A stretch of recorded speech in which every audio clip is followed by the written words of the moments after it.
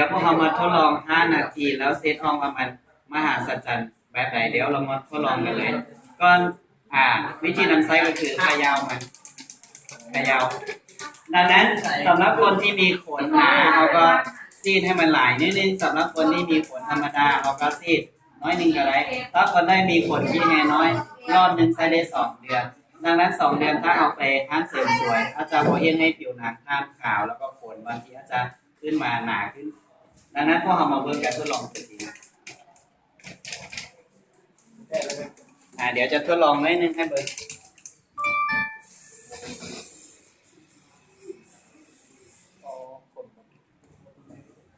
พวกเราจะปาไว้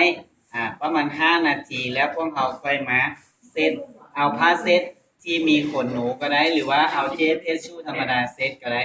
ดังนั้นเดี๋ยวพวกเรามานั่งสนทนาอีก5 นาทีแล้วค่อยมาเซตเบิ่งกันอีกครั้งนึงยอดจริงแบบไหนเดี๋ยวเบิ่งกันโอ้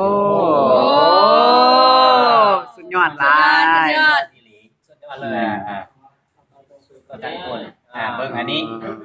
ขอให้เป็นขนทุกอย่างที่ตัวท่านเต็มใจแล้วก็มันสามารถช่วยทานได้ตัวนี้มันจะรูดออกมาโดยอัตโนมัติเลยดังนั้นคนได้สนใจอย่าลืมติดต่อหาเจ้าของที่เพื่อนเอาวิดีโอตัวนี้เข้าไปโพสต์แล้วท่านจะได้สเปรย์กำจัดขนแล้วนับไปนี้ต่อไปขนจะบ่เป็นปัญหาใหญ่สำหรับสาวๆบ๊ายบายสุดยอดเลย